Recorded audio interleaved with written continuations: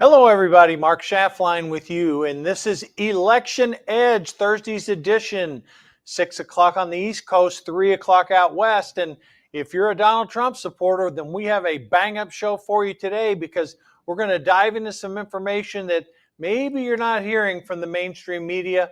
And we're also going to talk about some of the things post-debate that may not have been obvious or discussed so far. So I'd like to welcome returning veteran to Election Edge, Cameron Moore. Cameron, happy to have you with me today. And Cameron's special guest, Mark Finchem, state Senate candidate in Arizona. Mark, welcome to Election Edge. Happy to have you with us today. Thank you for the invitation. So we'll start new person first. Mark, why don't you give our audience a little bit of your background from your time in the Arizona House and talk a little bit about the state Senate race that you're running for, and then we'll get into some presidential politics.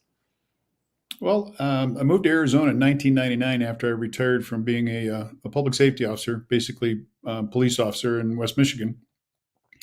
In 2014, I was elected to the House of Representatives, served a full 4 terms. We have term limits in Arizona, so that'd be 8 years. Shortly after my tenure there, I ran for the Secretary of State office. Many would argue that I was elected, especially when we look at the level of fraud that occurred in the 2022 election out of Maricopa County. But now I am the Republican nominee for Legislative District 1, which is directly north of Maricopa County, for the state Senate seat. Now, it's interesting to note that the individual that I unseated, an incumbent, has been in Arizona politics since he was 19 years old. I believe Ken Bennett is now, mid 60s. He is the fellow who was responsible for undermining the Senate forensic audit in 2021 that dove into everything that was going on in the background with the, shall we say, the irredeemably compromised election of 2020 in Maricopa County. Well, Mark, in addition to the fact you're running for Senate, you've got a pretty good sized endorsement, I believe, correct? Yes, indeed. In fact, I was fortunate enough to get the trifecta of the most honorable men in American politics in the modern day. President Donald Trump has endorsed me not just for my Secretary of State race, but also for the state Senate race, as well as retired Lieutenant General Mike Flynn and former acting ICE Director Tom Homan. To have those 3 guys, that's the trifecta of honorability in the United States. Yeah, that obviously we're very familiar with all 3 of those individuals. And you have someone sitting on set today, just to my right, Cameron Moore. Cameron, you have a long, extensive experience with Mark. How did you guys get to know each other, and how did you come to be such a huge supporter of Mark's? And I was really passionate about what Mark was doing, what he's doing for the state of Arizona, and what he's doing for our country. And from there, I offered to host him a fundraiser in California, hosted a fundraiser for a Secretary of State candidate that was out of state. It was wildly successful. We had General Flynn, Steve Bannon come down. And then this past year, we had a fundraiser that was successful over there at Mar-a-Lago. So just became good friends with Mark, and I love his passion and his drive and what he's going to do for the great people of Arizona. Well, I tell you what, it's a privilege having both you guys on Election Edge today. And Mark, let's dive into this some of this post-debate analysis that's been going on. You've got some information that, look, we've seen the polling from the mainstream media, and roughly 60 to 65% of the mainstream media reports, I'm talking about ABC, CNN, some of the legacy media, are saying Kamala Harris won the debate. A lot of Republicans feel Kamala Harris won the debate. Bear in mind, when Donald Trump won election in 2016, according to the quote media, he lost 3 debates, yet he ended up being in the White House. So, Mark, 7 presidential debates now for Trump. This was Harris first. You have some polling information and some fairly large numbers that show post-debate, and these are not flash polls. These are, you like to call them, what you call brush fire polls, I think is the term you used. Share a little bit of information with our viewers out there about what you're seeing post-debate, because it's a lot different than what the media is reporting. Yeah, that's a really good question, and thank you for asking it. So we've got this situation where the propaganda media, and I'm calling the three-lettered bunch out. They insist on trying to promote this idea that Kamala Harris is 1 to 5 points ahead of President Trump for the debate. Yet, C-SPAN, think about C-SPAN, hardly a friend of President Trump's. They have a poll out there, a brushfire poll, that asks the question, who won the ABC News presidential debate? Now, the question on its face appears to be unbiased because it's not using language that would try to influence a potential voter in one direction or another. Out of that, 283,000 people participated. I would say that's far in excess of a scientific sample. I don't know what the sample would be out of the number of people that were watching and all that, but you have this very, I think, emotional event where a lot of people on both sides of the aisle watched it.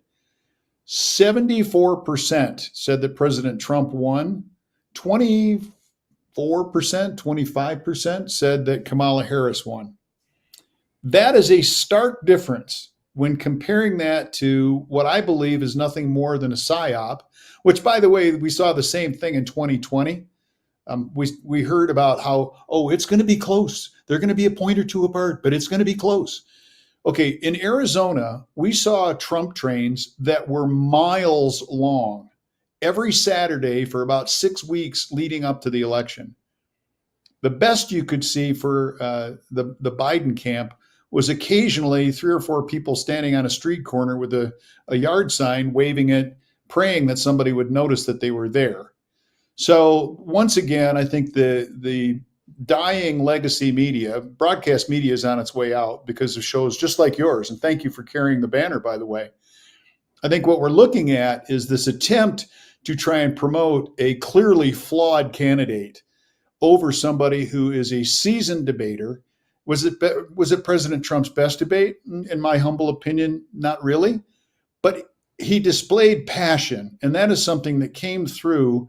He displayed passion for the people, not Kamala's passion for getting elected. That's a great point. And his passion, I'm in your camp too. It wasn't his best debate. We did a whole show. I did a whole show on it yesterday talking about the highlights and the lowlights, from that debate. So I'm not going to go back and regurgitate that. But the point I do want to bring up, and I agree with you, Mark, not his finest moment, but when he talked about key issues like the economy, like the ramification of the illegal immigrants, like his closing argument was terrific. I mean, when he was talking about internationally, how when he was president, we didn't have a war in Ukraine.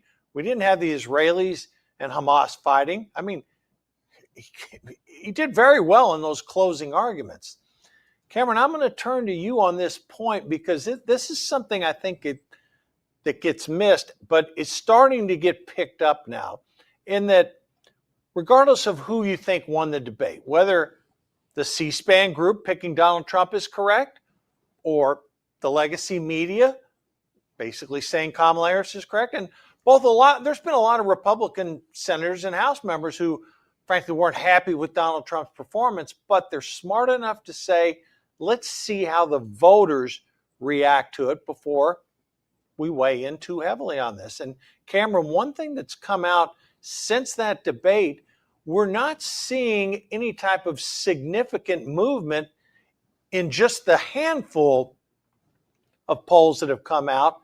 What do you attribute that to, given that Trump had some strengths, had some weaknesses? Harris was so non-committal on virtually every question. How do you sort of handicap it, Cameron, from what happened 2 days ago? Well, I do think a lot of the polls showed that Trump won. Like we were saying, with the poll that CNBC did, and CNN actually called this a draw. It was C-SPAN. I'm sorry, C-SPAN. So I believe we're being lied to with these poll numbers. I believe Trump's significantly ahead of Kamala, and he clearly was the winner. She got caught lying, 4, 5, 6 times there. I think the American people are wise to it, and American people don't want a repeat of the past 3.5 years. I think most of the American public will be voting for Donald J. Trump in this next election. Well, Cameron, it's interesting because the very first question out of the debate, asking, are you better off now than you were 4 years ago? She just dodged the question. So the beginning of the debate wasn't great for her. The end of the debate, Trump closed very strong. You could make arguments that the middle of it wasn't as strong. But Mark, let me come back to you for a minute. You're in politics. You've seen things like this. Are you seeing any changes in the race post-debate from some of the data and information that you're privy to? Or is this race about where it was before they did the debate 2 nights ago? I think that the American people, for the most part, the seminal question, and you brought this up earlier, are you better off now than you were 4 years ago? And when Kamala Harris tried to rewrite history with her presentation, I'm not even going to call it a debate, with her presentation, she attempted to recast history that Donald Trump was at fault for everything. Now, I keep in mind that, for 26 years, Democrats have essentially controlled government. Now you want to blame a guy who brought more jobs, more prosperity, kept us out of conflicts, in fact, sought to get us out of conflicts. I think that overall, people already know that they are better off 4 years ago than they are today. So, and I see this virtually every time I go to the grocery store. You've got people who used to buy steak. In fact, if you look, you want to see a temperature gauge or a barometer of how things are, go to the meat counter and see how few steaks there are and how many hot dogs and hamburger patties there are. Yeah. It's stunning to see the difference in how groceries are now being presented to people, because you're not seeing nearly as much beef presented because people can't afford it. When you look at a single ribeye steak, $29. That is not the America we had 4 years ago. So I think that was a very good point that President Trump made in asking that question. By the way, that's the killer question that I think President Reagan asked. Are you better off today than you were 4 years ago? That's exactly right, Mark. And I actually had a good friend of mine call me today, and he goes, why don't you get on the phone with Flynn or get on the phone with Trump and call his campaign people and get him to go to a grocery store and actually go through the aisles and pick up items. And I'm going, well, I don't have president's direct number, but I'll certainly mention it to some people who do. And we'll try to get that message out there. And I started thinking about the optics of it, of Donald Trump going to a grocery store. And really, I mean, the coverage is going to be crazy if he did something like that, and literally go through and pick out items, Mark, like you're suggesting. I think that is a strong suit, because that affects everybody. And, we saw the numbers come out yesterday. The CPI, excluding food and energy, was running still about 3%. Now, the main core inflation number is down to 2.5%, and it looks like the Federal Reserve is going to lower interest rates about 25 basis points at their meeting next week.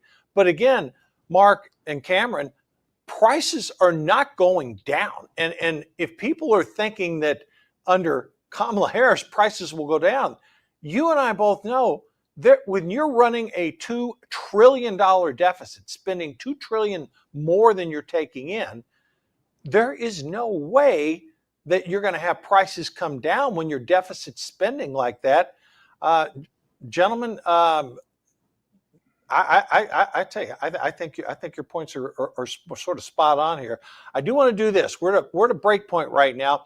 When we come back, we have some clips of it's not the best quality, but it's good. It makes the point from post-debate about what some voters, undecided voters, are thinking. We're going to play that, and then I'm going to get some opinions from Mark and Cameron on should Trump do this second debate. We'll be back in 90 seconds.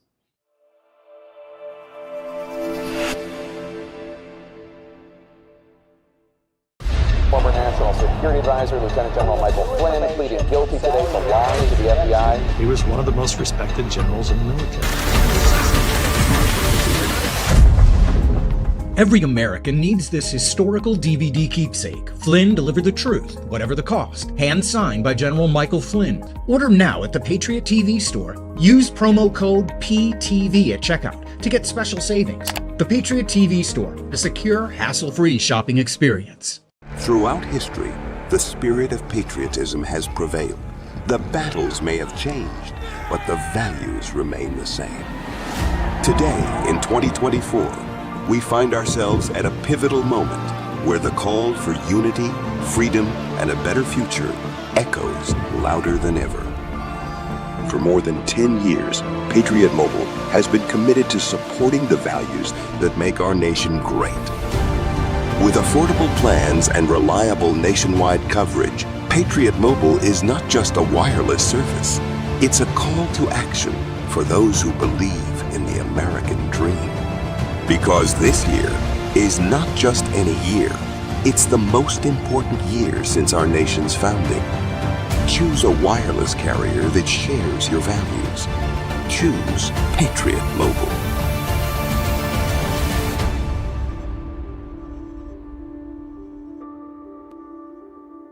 The world is about to shift. Banks are going cashless globally with the emergence of central bank digital currency, which will bring with it programmable money and the ability to turn on or off your purchasing power based on your digital social profile. It's like the equivalent of spyware in your bank account. You need to get out of the system with the world's safest and most precious assets, silver and gold. Call Kirk Elliott Precious Metals at 720-605-3900. That's 720-605-3900.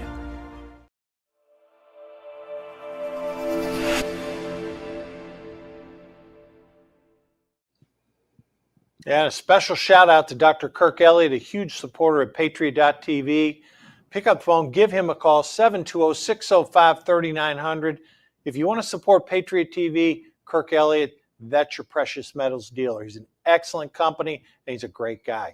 All right, guys, we're coming back. Madam Producer, I think it might be appropriate. Let's play that clip of an undecided voter post right the debate. This comes right out of CNN, I believe. I think it's important to remember that we are voting for the leader of our country and not who we like the most or who we want in our wedding party, but who is actually going to make our country better. And we're in an incredibly unique situation where we've had both of the candidates in office before, and we've gotten to see what they would do.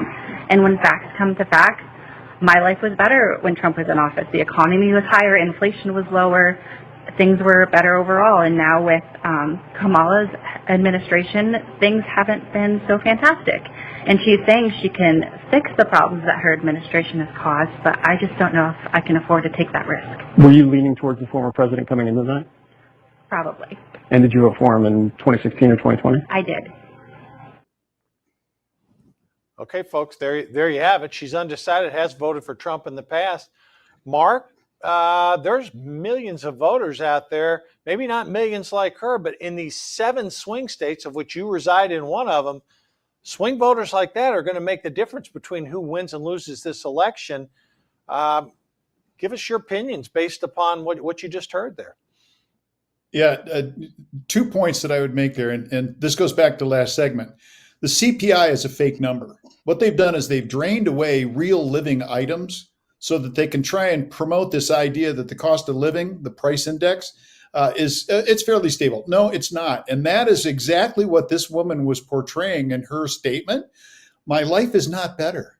And no matter how much you try to tell me my life is better, it ain't. So I think that that is very much the sentiment of party not disclosed, or what we call in Arizona PNDs, or independents. And some Republicans are going to be offended by this, but I'm going to say it anyhow. Republicans don't win elections without independents standing with them. Now, I think we're seeing is we're seeing a major shift in the Overton window when it comes to politics and policy. People are sick and tired of being lied to, that they're told that the sky is green when they know full well that it's blue. When we see people like Robert F. Kennedy Jr. come out and endorse President Trump because he believes Kamala Harris is an existential threat to freedom. We see Tulsi Gabbard come out and say, this administration has lied to us now for 4 years. Those are pretty powerful statements with people who have a grand following.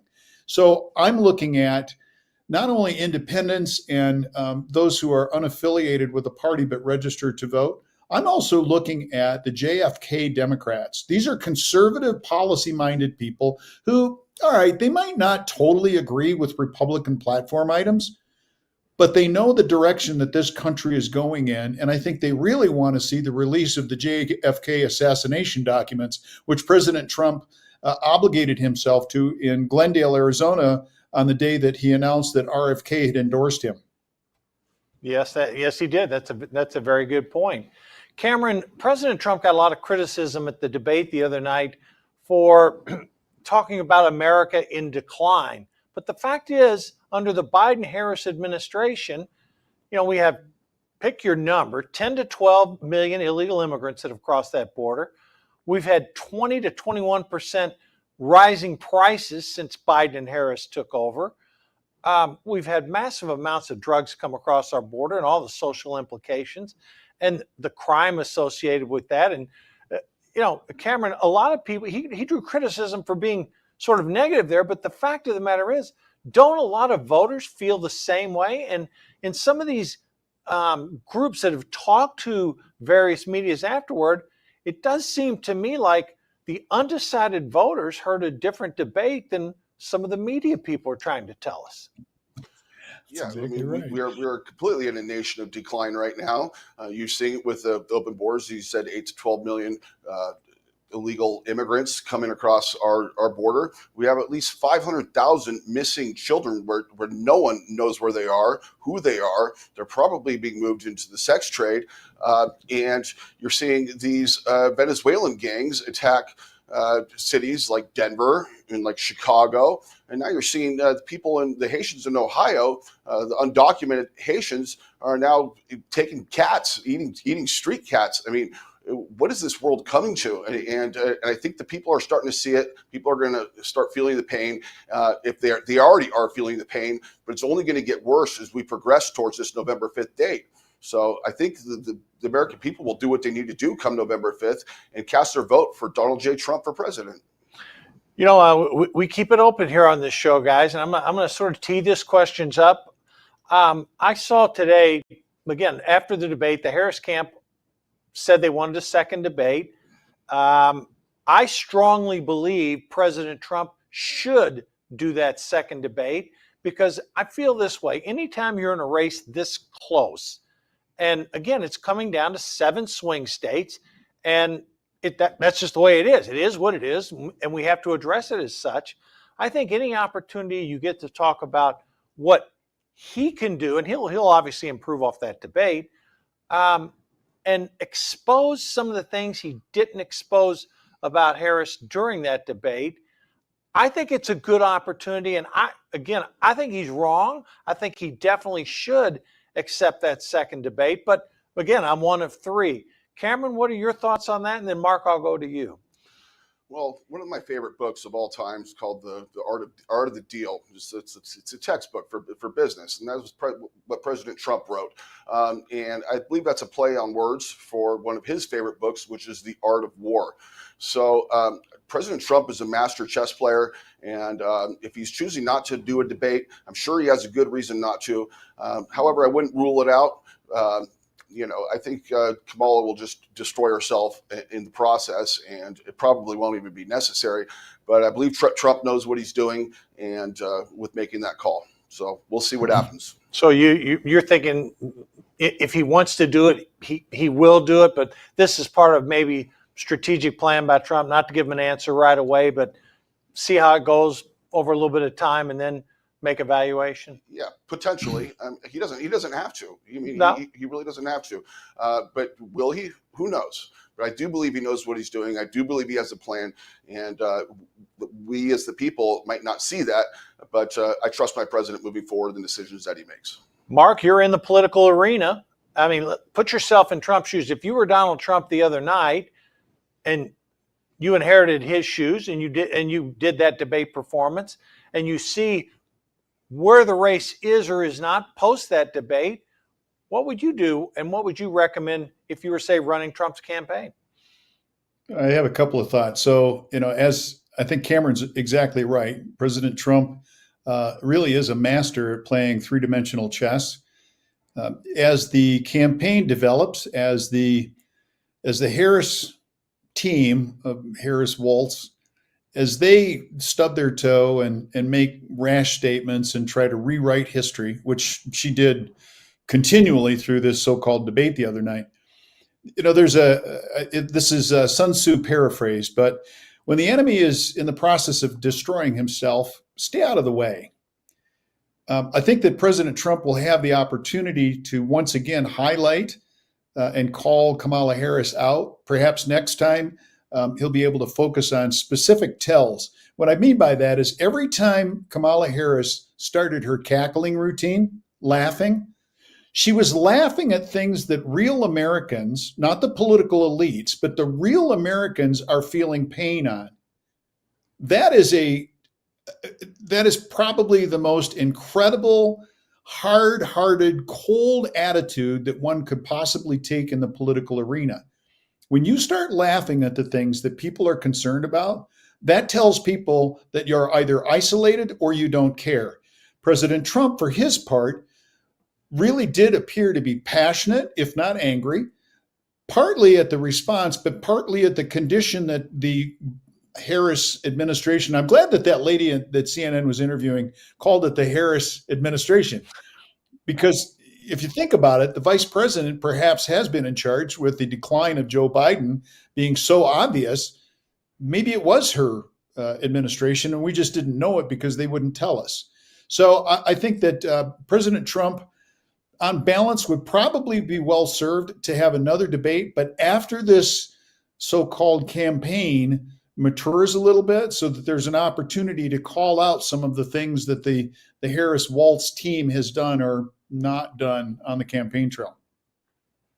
Yeah, I think those are well-made points. And I guess my position is this, Mark and Cameron, they have to focus, again, the focus literally is on the undecided voters in 7 swing states. That's what this election's about. So even though you hear figures tossed about 70 million people watching the debate, okay, that's great, okay, and you get your message out, that maybe 10%, 12, 15 max of undecided voters, and it could be a whole lot less than that. I'm being generous with these figures here. If you have a chance to get your message out to them in a debate where you can contrast yourself with your opponent, I believe from a democratic point of view, the country is better off if we have that debate. Now, if we don't, we don't. I think there's a vice presidential debate coming up, but it would be great, in my opinion, just for democracy, if we could see that. So before we go to break, I think you guys may have noticed some little goodies here. I'm going to play this up for the camera here. This is the donor deck, okay? And this is the challenge coin that goes with it. Cameron, if you and Mark could start with you, Cameron, and then you, Mark, maybe want to elaborate where some of this came from and share with our viewers how they can get these beautiful items. Yes, so I've created a few decks of cards in the past few years, trying to raise money and raise awareness. I did a couple decks for Kash Patel, raised probably $300,000, $400,000, $500,000 for him. So we created this product that references our national heroes with President Trump, Melania, Don, and Eric, and then some of our national zeros like Jack Smith and Alvin Bragg and Joe Biden. And each card is linked to scripture. So you're also learning, if you want to play cards with your kids and learn a little bit about the Bible and learn how it ties into what's happening in our country. And then at the end of the day, you prop up this deck, and has a little kickstand. You just display it, recognizing your donation. So I set out trying to raise $1 million for Make America Great Again, Inc. and Fight Like a Flynn Pack. And these are available at www.thedonordeck.com. That's again, www.thedonordeck.com. And you can also go to patriottv.store, and you can scroll down, click on the icon, and you'll see where you can get these from our store at Patriot TV, or you just click on, there's a link at the top of the patriot.tv. You can just click on the link. It'll take you right to the store. Mark, you've got a little special story about this too, I believe. Well, of all the political memorabilia that's out there, from buttons to stickers to flags to hats to all of that. This is the coolest thing ever.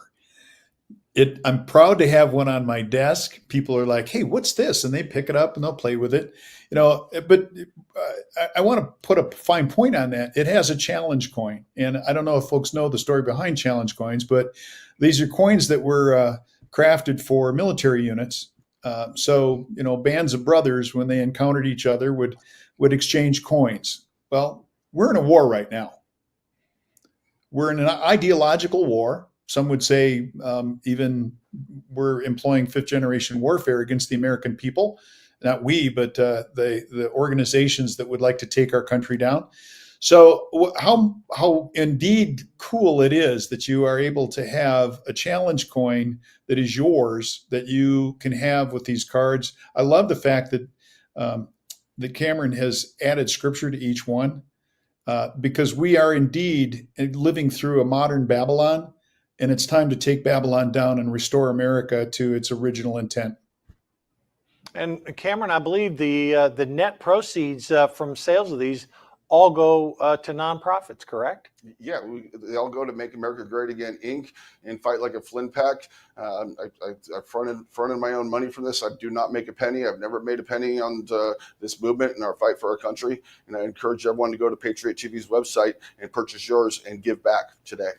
Folks, that's why we bring great Americans on Election Edge. All right, we're going to take our break here, but when we come back, we are going to dive into some of these post-debate polls, and we're going to talk about some of the things that President Trump can do to continue to do well, and as we get closer to Election Day, narrow that gap between Democratic mail-in voters and Republican mail-in voters. We'll be back shortly.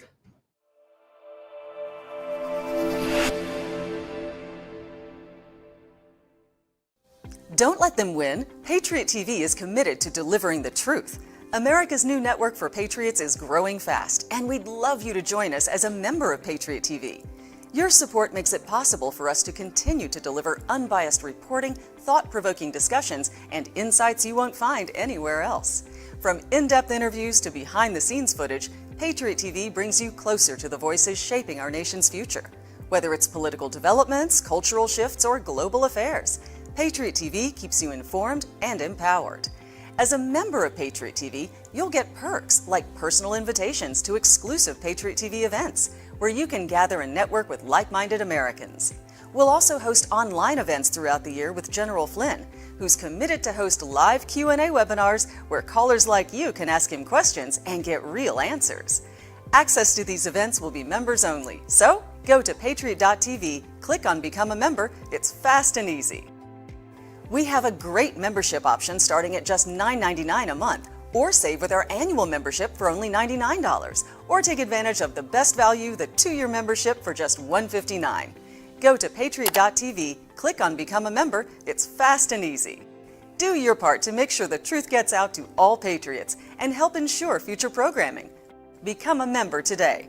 Just go to patriot.tv, click on Become a Member, join today.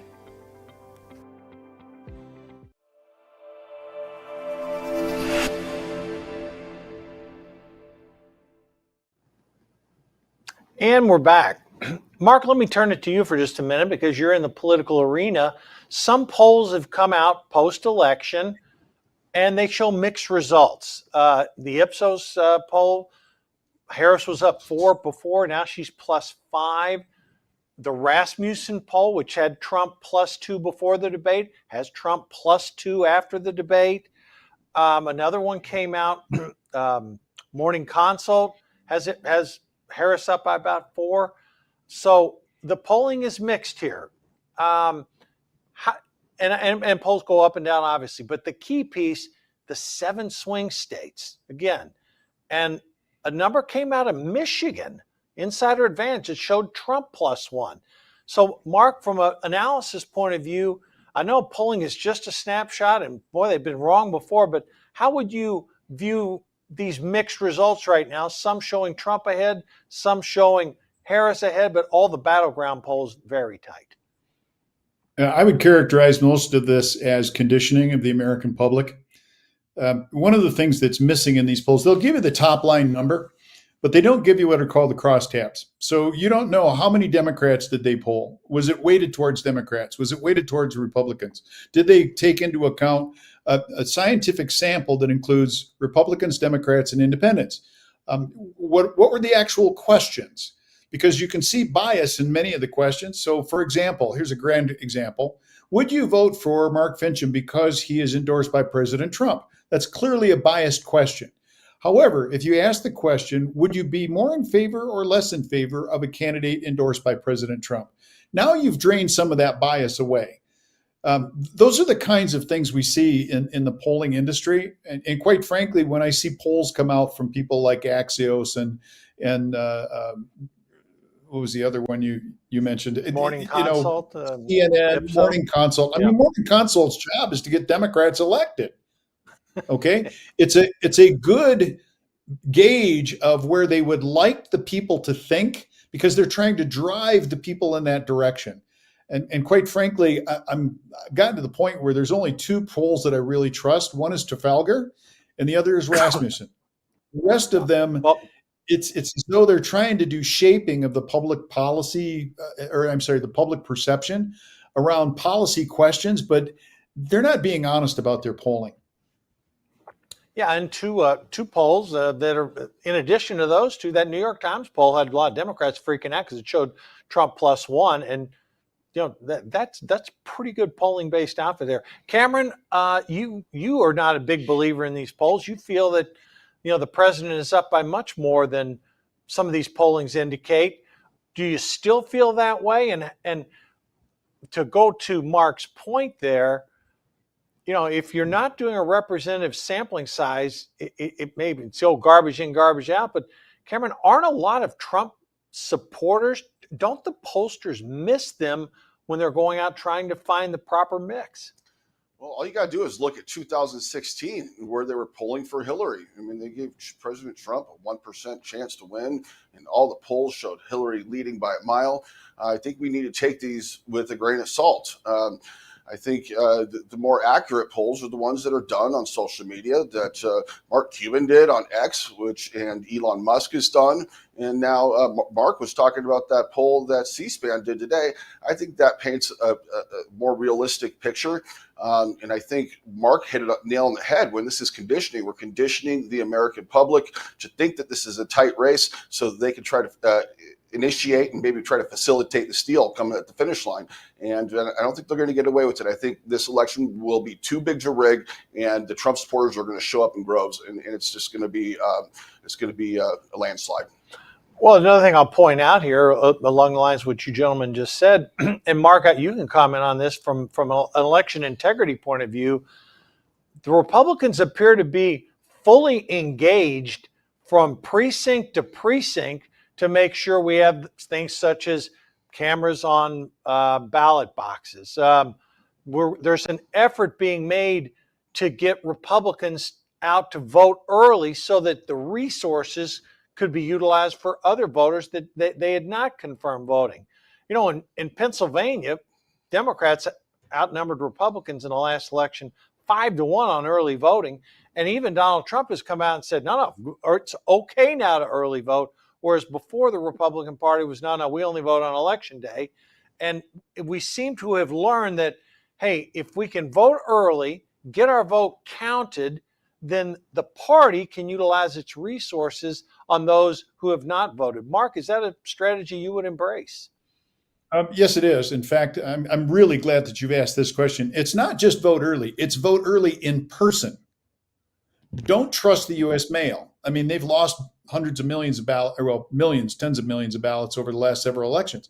The point is, in fact, there was an article came out today that the U.S. Postal Service is not ready for the 2024 election. So why would you turn over your ballot and break the chain of custody between you and the person who's going to count your vote? I think that what's really important here is for people to go vote in person with your ID early. If you do that, it reduces the potential for fraud. And here's why I say that. Here in Yavapai County, for example, we had 14,000 people who received mail-out ballots. They delayed in getting those ballots back. They're what we call late early voters. Those votes cannot be counted with the election day ballots. They have to be counted after. That is why we had a delay of 24 to 36 hours in the results for that election, for the primary election that was held in August of this year. Now, had those individuals voted on time, we would have had our results by 9 o'clock, 10 o'clock in the evening. When you increase that amount of time from the time the polls close to the time the ballot results come out, for every minute that goes by, you are increasing the window of opportunity for the government gangsters to commit fraud, for those who are trying to stuff ballot boxes, who want to bring in late ballots, et cetera. Once you know that the polls are closed, and if all of the ballots have been accounted for, both at the polls and if you are mailing your ballot in on time, that sets the static number. Any ballots that come in after that should be quarantined. Mm-hmm. Yeah, that's a very good point. Cameron, what are your thoughts on that? As far as getting people out and making sure their votes get counted so that the party can effectively devote its resources, particularly in the 7 swing states, to getting out its voters. Because I'm hearing through the grapevine, both Mark and Cameron, that the Republicans are putting a pretty good effort towards this, turnout in their ground game operation. Cameron, are you seeing that, in the circles that you run in? Yes, I believe we do have to get out there in person, and I believe if we need to vote early, we need to vote early. And I do think there's resources out there that you can go online and make sure that your vote was counted, and that the candidate that you voted for was actually the candidate that you voted for. Yeah, I think it's important that we get out there early, but we have to do it in person. We can't trust the United States Postal Service to handle all this. Yeah. I mean, use it as an alternative. But I guess the point is, Republicans need to get, again, whether you're going there voting in person, which is ideally the best way, or in cases, in some states in the state of Florida, if you mail your ballot in, you can track it online when it's received. So a lot of technical advantages there. But I guess the message from all you guys is that make sure you get out and get your vote counted, and let's play by the rules. I mean, if you can vote early, vote early. And folks, that does help the party, because once they know a vote is banked, they can take party resources and focus on those voters who are likely Republican voters or Trump supporters to focus their efforts on them. All right, Mark, you're in Arizona. Arizona is a swing state. Tell us a little bit about your election, and also I'd like your comment about the Senate race with Kari Lake and Ruben Gallegos. How are you seeing it, both for yourself and for Kari Lake? Well, for my race, if folks want to see more about my candidacy, I'm now the Republican nominee for Legislative District 1, which is the territorial capital historically for Arizona, the city of Prescott and Prescott Valley. If people want to know more about my campaign, they can go to votefinchem.com. That's VOTE, F like Frank, INCHEM.com. I've got some position papers up there, and I am probably one of the more conservative members. I know that I was ranked one of the most conservative members in the House of Representatives. That's one of the reasons that I'm being switched out for the guy who killed so many Republican bills in the last session.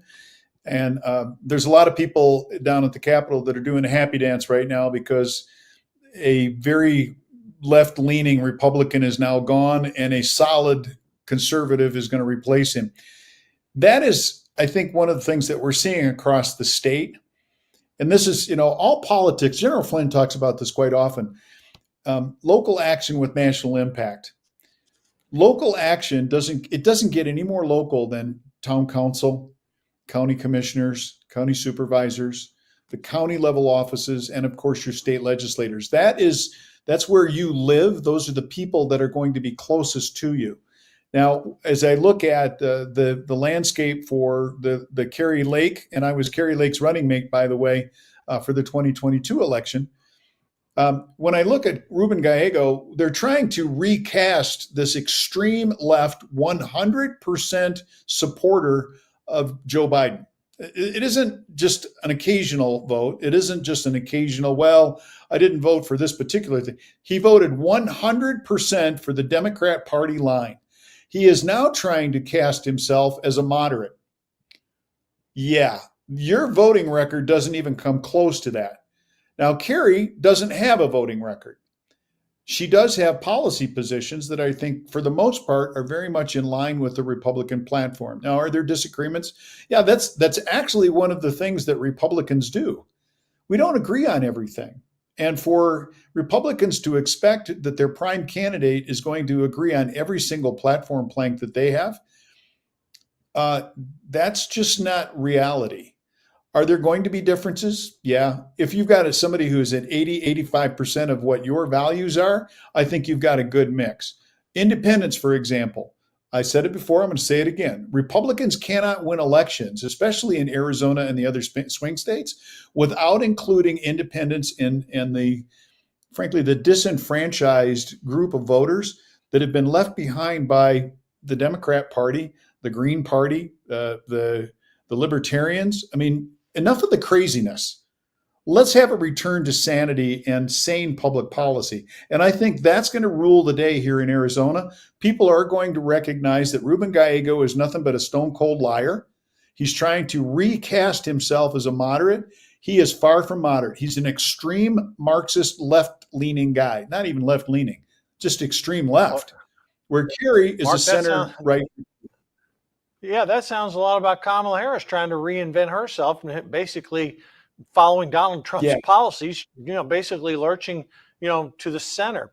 Okay, we're going to take our final break, but when we come back, we're going to talk about a bill that is currently being negotiated in the United States House and Senate that is going to have a lot of profound impact, possibly on the election, but also on election integrity. So we'll be back in 90 seconds and we'll talk about that.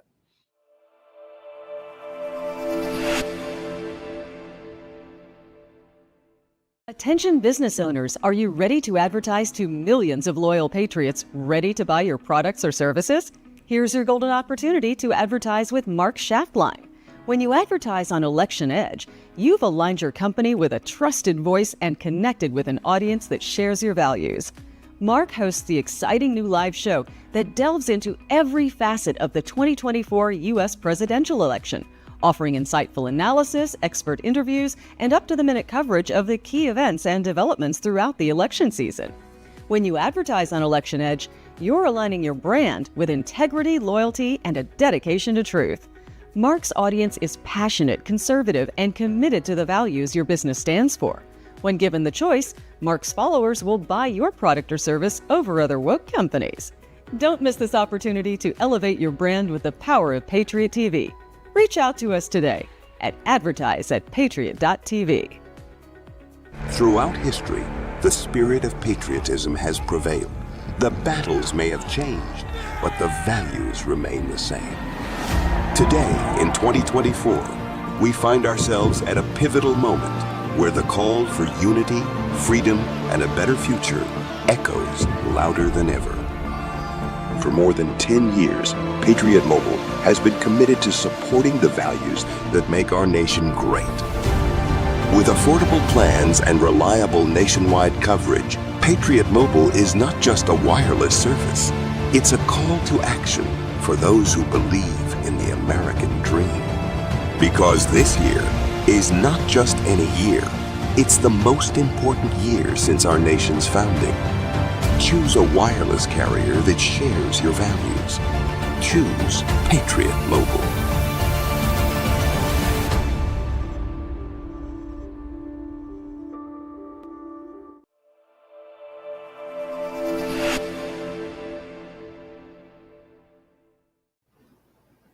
And we're back with Mark and Cameron. Gentlemen, an ominous statistic hit us today. With the national debt being right at $35 trillion, the United States is now spending $1 trillion a year on interest expense. Folks, that's $3 billion a day. And a lot of people have said that is unsustainable. I'm in that camp. Our interest on the national debt now exceeds our military budget. So, Mark, I'll start with you. In Congress, they're debating funding for the government past September 30th when the fiscal year ends. And Republicans have tried to attach a rider to the bill. It's called the SAVE Act, and it has to deal with election integrity. Can you give us your thoughts on this? And do you think the SAVE Act will make it into the bill, A, when Schumer's threatened, he's not going to bring it up, and Biden's threatened to veto it? And share with our viewers, what is the SAVE Act? Well, the SAVE Act, for all intents and purposes, and I'll try to keep it really short because it is somewhat complicated, but at the end of the day, what they're trying to do is see to it that only legitimate U.S. citizens vote, that illegal aliens are not given the opportunity to vote. Now, I'm in the camp of attach that to the funding bill and hold fast. Hold fast. Do not allow that to be stripped off, because if it is, we're done. I don't care if the government goes into gridlock, it goes into gridlock, because what Chuck Schumer and Joe Biden are trying to do is destroy the American Republic and replace it with a dictatorship that is akin to, Venezuela, perhaps, where, we had 100% of the vote. Everybody must love us. No, that's not the case at all. So the SAVE Act attachment to the bill is absolutely imperative, and I would expect that every Republican member of Congress is going to stand by that and not defect.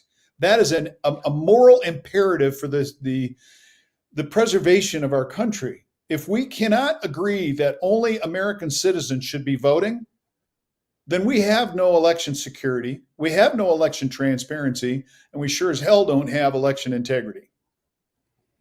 Cameron, let me turn to you. Some of the critics of the bill argue that we already have laws on the books that say only citizens can vote. If illegals voted and they get caught, they certainly would be deported. But, right now it's questionable, Cameron, whether there's even going to be enough Republican support in the House to get it out.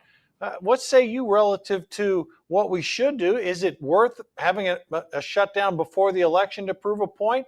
Or are they better off extending it? I think the current extension runs through March. Some people are saying that we don't want to tie this up because that would tie Trump's hands if he wins the election. What are your thoughts on that, Cameron?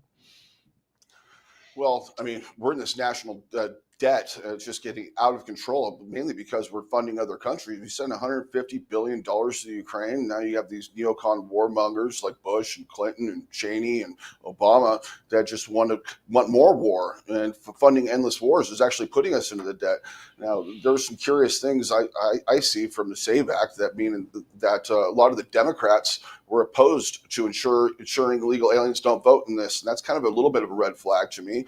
I do believe it's a great bill, and we need to go back to signature verification, voter ID, paper pen voting. But it seems like they're almost dangling this shiny object that will eventually be dropped like a hot potato. But I do agree that we need to have some kind of integrity with our elections and making sure that we only have U.S. citizens voting in it.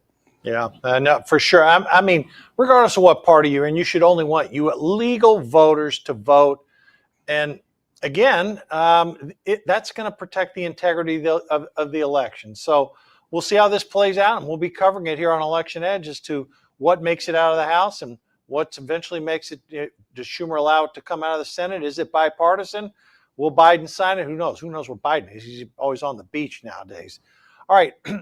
One thing I want to go back to that you said, Mark, Republicans tend to fight a lot. That's just sort of our nature. Whereas Democrats, whether you're, other than like the moderate Joe Manchin, other than him, every other senator, they almost all vote lockstep and barrel with Schumer. So, it seems to me that if the leftist position's adopted, that's what Democrats are going to do, which makes it so important, Mark, that in the Senate, Republicans have a very, very good chance to take back that body. It looks like, the West Virginia one's in the bank already, effectively. That's going to make it a 50-50 Senate. That leaves 5 or 6 additional races. If the Republicans could win Montana, win Arizona, you could see Republicans with a 51-49, 52-48 in the Senate, which would be important because if, and this is a big if Trump does not win, you have to have that Republican Senate to stop these radical liberal ideas that will come out of that Harris White House. Mark, Mark, your thoughts on that? I could not agree with you more. And having the Senate in Republican hands, having the House in Republican hands, that is how our government was designed. Some people complain about, well, gridlock is a bad thing. No, actually, it was written into our Constitution as a protective mechanism. Now we've got, the situation where we've got a couple of swing states where you've got senators that could be close. I'm excited about that whole idea because, to your point, if President Trump is not elected, which I think is an outside chance, I do believe that he'll be elected. The other issue that Senate and the Congress in totality is going to have to answer now, what are you going to do with it? Are you going to squander the opportunity like you have for the last several decades? I'm very concerned about that. So when we get to this place of will the Senate be in the hands of the responsible adults in the world that don't want to go to war with everybody? I think Cameron made a very good point. We wouldn't be in endless wars and spending our treasure and American lives if we had folks in the House and Senate who said, no, enough is enough. We've got to end this. Yeah. Well, there's some other tight races too. Dave McCormick's race in Pennsylvania, he is surging. He's tied Bob Casey. Bernie Moreno in Ohio is only a couple points in back of Sherrod Brown. So, there's some opportunities here. And if things break the right way, you could see Trump in the White House and you could see a Republican Senate. It's way too difficult to predict what's going to happen in the House. There's so many races. One thing, and Cameron, I want to close it out with you on a question here, and then I'm going to come back to you, Mark. There's word out now that the Harris campaign is going to start doing interviews again. Again, she's done one interview that was edited in the last, 60 days. Cameron, what do you make about this, that the esteemed Democratic nominee Kamala Harris is now going to do select media interviews? Well, we saw her with that, what was it, a Nova earpiece. And in her last in the debate, and I think they're going to be highly edited, highly biased, and they're just going to craft it to where it fits their narrative. I think she needs to go out and actually do a press conference and get in front of the press and be able to field questions like President Trump does. He's not scared of any question at any day, and I guarantee you, Kamala will not do well in that environment, and that's what they're trying to shelter her from. Yeah, and again, I think based upon how things turn out, she may end up regretting the fact that she did that. Mark, we had about a minute left. Can you tell us, you had the Election Fairness Institution. Can you tell our viewers and listeners a little bit about that before we go? Yeah, the Election Fairness Institute is all about looking at election process. If folks want to know more about our mission, they can visit the website goefi.org. That's goefi.org. We're a 501c3. We've been engaged in mapping all of the various counties around the country at the precinct level to identify areas of concern where we could have fictitious voters, all kinds of things. And by the way, I'd like to go back just for a second on the Democrats. They live in a dictatorship world. That's why they always vote together. Where Republicans live in a republic. That's why we have arguments. Gentlemen, I want to thank you both for coming on Election Edge again. Cameron, I know you'll be back. Mark, we'd love to have you back too, because we want to stay on top of your race and everything happening in Arizona. So thank you both for joining me today. Folks, we'll be back tomorrow, Election Edge, Friday. See you then.